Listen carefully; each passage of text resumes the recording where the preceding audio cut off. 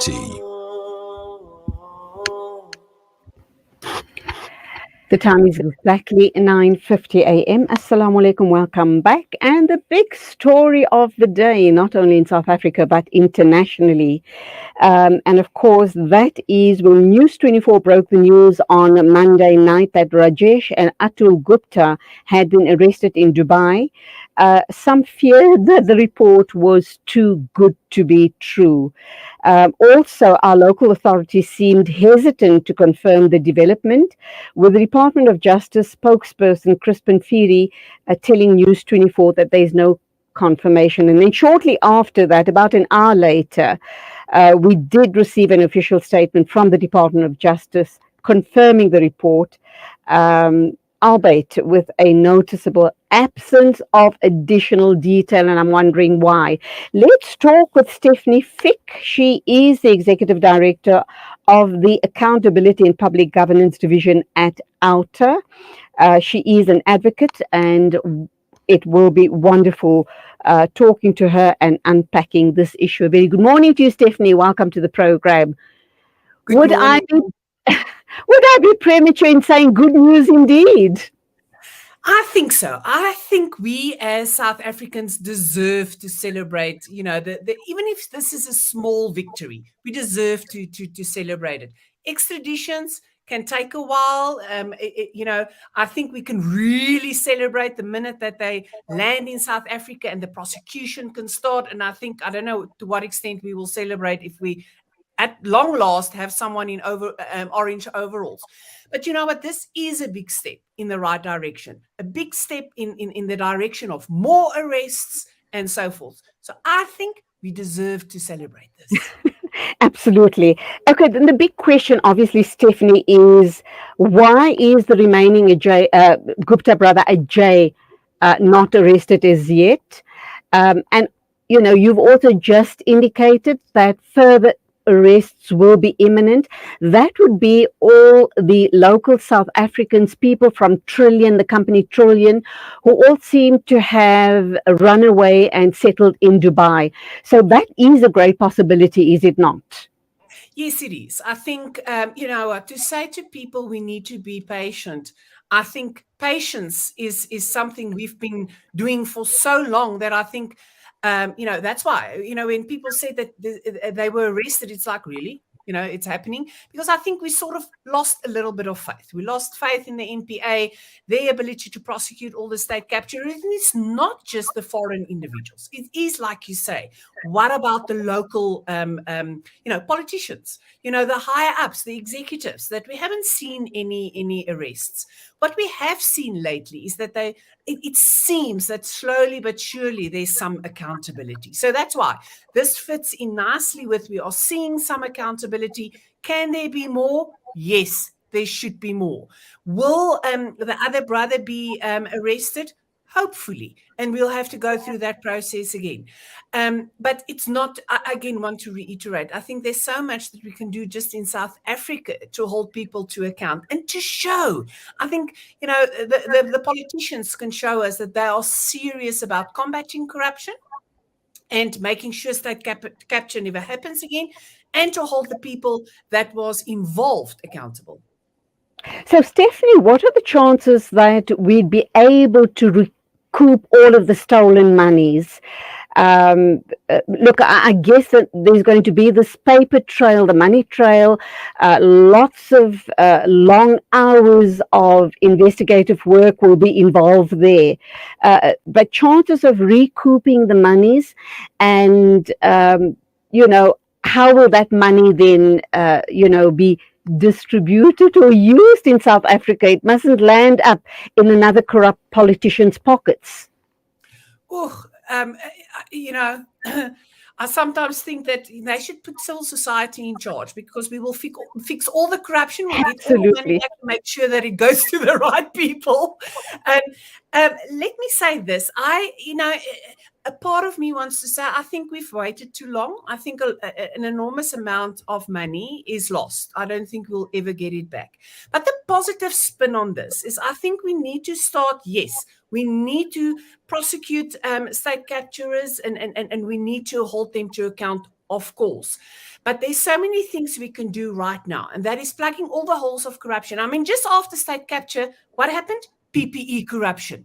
And we keep on hearing corruption. So we need to, as a matter of urgency, eradicate corruption so that we don't lose the amount of money we lost previously. It would be good to get some of the money back, but I think we are also stuck in this, and politicians like to say, yeah, but people are innocent until proven guilty. Of course, our democracy, we fought hard for our democracy, and our constitution gives you that freedom. But criminal prosecutions is not the only way to hold people to account. So while we eradicate corruption, we also need to see that politicians, people in government, are serious about holding people to account. There's also something about ethical leadership, ethical behavior, disciplinary actions. Do we want a minister that was seriously implicated, he's not a minister anymore, seriously implicated by the Zondo Commission, by the facts, that he's still the chairperson of a committee in Parliament? Where is Parliament sitting? Parliament need to also hold the executive to account. They can make sure that they get salaries, etc., etc. So although criminal prosecution is extremely important, there's so many other ways the government, the politicians that's in charge, can make sure that we do not lose any more money to corruption. Okay, Stephanie, two very important questions that we need to have, we need to look at very carefully. Chances of the Guptas being extradited to South Africa and being charged in a South African court. And then there's also the issue of Interpol's role there. And I guess you mentioned the Zondo Commission. Now, those reports have already been released. Sadly, these guys were not around at the time to answer at the Zondo Commission. Was that a golden opportunity lost? Or is there still room for accountability as far as they're concerned? And if and when they do come to South Africa, please God, sooner than later, they're not going to take the fall on their own. They're going to take everyone tumbling down with them, are they not? One would hope so, yes. Is that if they are finally facing the music and finally realizing that, you can run, but you cannot hide, and that at some point you need to face the music, then hopefully we will get some revelations. Although I think by this time, I think we all realize that we've been busy with state capture since 2017. It's a while. It's 5 years in the making. And state capture actually happened even before then. It's only in 2016, 2017, we've got this realization. And over the years, realized how big this was. It really, every time I hear this, I just think. So to come back to, they being prosecuted in South Africa, I want to put it differently. I mean, if you are that innocent, if you really believe it was business transactions, there was no, there was nothing untoward, you worked for the amount of money that you got in terms of your contracts, why not come here out of your own volition and come and tell us what happened? Because, our system, the Zondo Commission made provision for you to give us your side of the story. And even in a criminal prosecution, I mean, the state has got a big duty before a court will say someone is guilty. So you have the right to come and defend your innocence. In fact, the state must prove your guilt, not you. So why not use this opportunity, if you are not guilty, to come and tell us what happened? Okay, there are certain people suggesting that there are no guarantees that the Gupta's extradition from the UAE to South Africa will now proceed swiftly and smoothly, the emphasis being on the word swiftly. What do you make of that? I do think it's going to be an uphill battle. I think they've got deep pockets. We've seen it in South Africa. They do not shy away from litigating. I believe that there's money there that they can use. again, I want to say, you know what? You can run, but you cannot hide. I do believe if all the facts is placed before a court in Dubai, that they will realize that there's a prima facie case. You know, this is not, we have a democracy, we have a justice system. So it's not as if they're going to be put on a plane, come here and, you know, be hold in a jail without some type of trial. That you know, we have human rights on this side, and we will look after their rights if they are accused in court. So I do believe that we're coming from a right place, and that any Dubai court will see this. We must understand that why we have extraditions is that, for example, Dubai has got the right to sort of govern their own people. We as a sovereign a nation is now asking them to give us some of their citizens so that we can prosecute them. But I think this is not willy-nilly. I think if they do see all the facts, they will indeed say that they will extradite the Guptas to us so that their trial can commence and that we can see whether they are guilty or not. They're not found guilty yet. It is a process. Will it take too long? I still, you know, resilience. I think as civil society, we've been resilient when it comes to state capture. We've been patient. And to be patient a little bit longer in order for them to come here, I have to believe that the right thing will happen. Okay, Stephanie, I want to quote something that Jessica Poseidon-Hout filed in the Daily Maverick a little while ago. She says that the Guptas can be relied on to, and I quote, litigate their guts out with our money, of course, our taxpayers' money, this in the Dubai courts to prevent their extradition. And also, undoubtedly, they're going to be seeking bail later this week. Probably they're in the process of seeking bail. So those are two issues that is important for us as South Africans. Yeah, of course, because I think we all feel no bail and please bring them here, you know, because we've been waiting for too long. I honestly believe that any court that is trying to be objective, in other words, they have to weigh up the rights, they have to weigh up the rights of the Guptas, and they have to weigh up our right to ask for these accused people to come to South Africa, that any court will see through any shenanigans. You know, that if there is a sort of delaying tactics, you know, I think South Africa has won the prize on how to litigate with impunity. You know, and we see the Stalingrad tactics. I think any court will see through that. And I think a court will see that we come from, I don't know how to put it differently, you know, that we have reason to ask for them to extradite them. And I think any reasonable court will see that, and that we will be vindicated and that they will be extradited.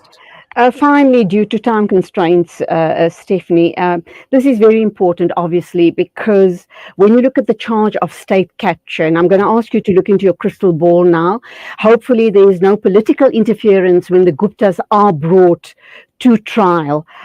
State capture is a really serious offense.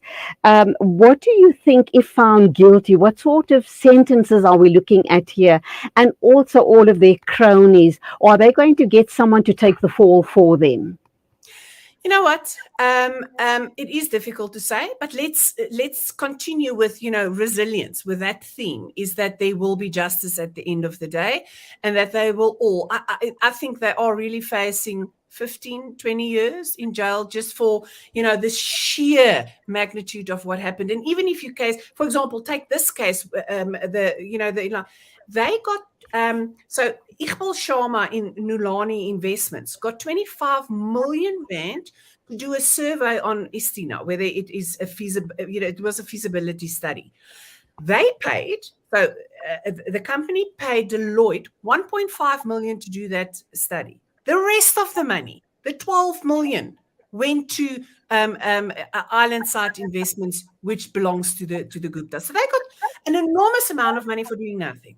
Now, in that, if you just take that set of facts, I think you are looking at direct imprisonment and you're looking at a long term. But I want to say that we not only need, I want to reiterate, I think we don't only need people behind bars, although that is very important, but we also need political will in order to start eradicating corruption. Corruption has got an impact on all levels of society.